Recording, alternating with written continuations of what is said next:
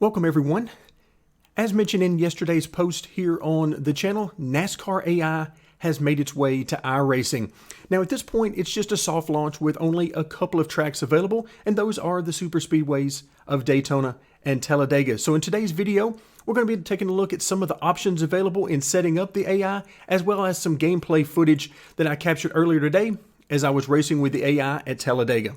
Before you can begin racing against the AI, you'll first need to load up the beta UI, as this functionality is not currently available on the main iRacing members page.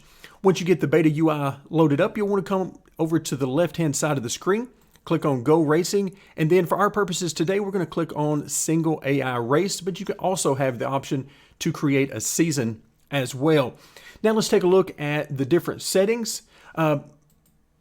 If we get rid of our Talladega selection, you can see all of the options that are currently available. As mentioned earlier in the video, there are only two ovals currently available, Daytona and Talladega, but of course, several road courses are also available. We'll select Talladega for our purposes today. The weather I have left at default. Didn't make any changes to this, although you certainly could. I've turned off practice and qualifying given the type of track we're at, and simply went with a timed race of 15 minutes. But you can see you also have the option to turn on the number of laps and specify those if you would prefer. Moving on to the car, I'm going to be using the Chevy Camaro, but let's take a brief look at the list of cars that are currently supported for AI racing. You've got the Mazda MX-5 and of course the three Cup Series vehicles, as well as the Porsche 911 GT3 car and the Skip Barber Formula 2000. So we'll come back in, select our Chevy Camaro, and then move over to the AI settings. I am currently using the default roster that comes with this initial release of the AI, although there are a good deal of changes that can be made within the roster, but that is a separate video topic. So for today, we'll just be using the default roster of 39 vehicles in the race, and the skill spread, which is very important. Of course, the upper end of this is where you'll set the maximum speed of the AI. So if you find yourself lagging behind the AI, drop this number down some. And of course, if it's too easy to race against them, then raise this number some to make the racing more difficult. Now I'm using a very small spread here, just testing some different things out.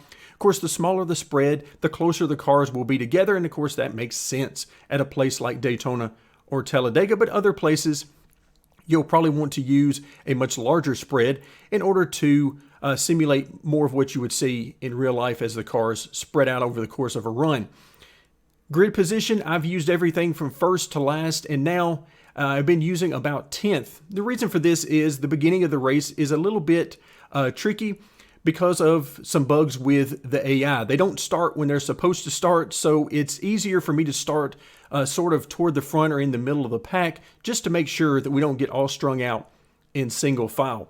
And then finally, you've got the avoid me option, which is exactly what it sounds like.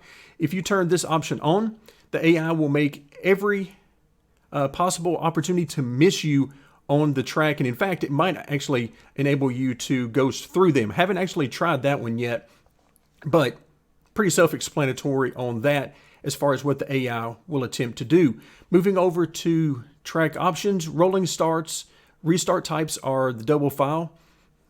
Fast repairs by default is on no limit, not using those anyway, so it's a non-issue. Joker laps are not applicable to the type of racing we're doing. And then you can choose to turn yellows on or off, as well as the lucky dog rule.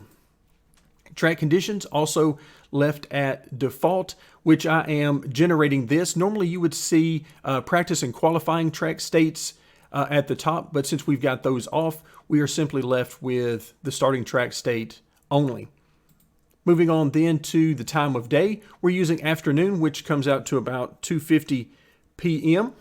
And the sun acceleration multiplier is at 1x, but you have several options here for that. That takes care of all the options.